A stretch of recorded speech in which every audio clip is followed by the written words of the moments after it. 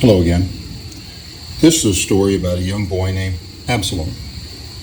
Now, Absalom had a father who was hard on him. He gave him chores. They lived out in the country on 5 acres, and Absalom had to mow the lawn. But before he did this, he took a 5-gallon bucket and he was directed to walk the entire property and collect plants. Not crops, but weeds. Strange and odd weeds that grew wild. And some grew really close to the poison ivy and the poison oak. But it was his job to get in there and find these plants and collect them all in the bucket and bring them back to the house. And then wash them and chop them up and put them in the big pot to cook soup for the family. Now, Absalom despised this. He thought, if we just grew tomatoes and cucumbers, then we'd just go out when they were ripe and collect them once.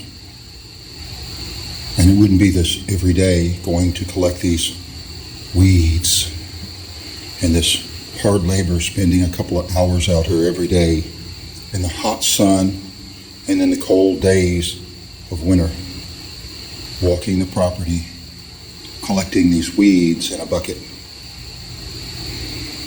Well, Absalom turned 18 and he joined the army for a couple of years.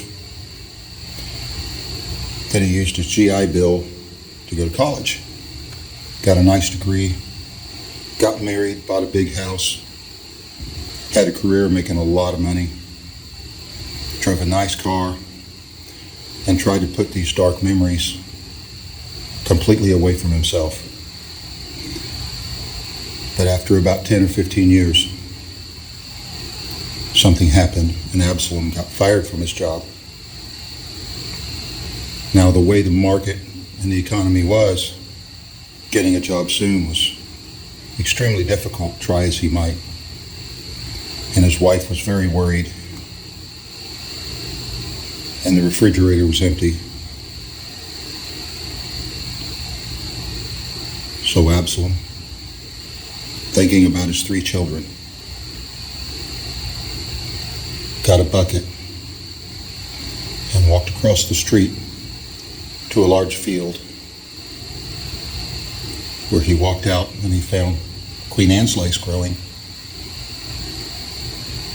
And he found some chickweed.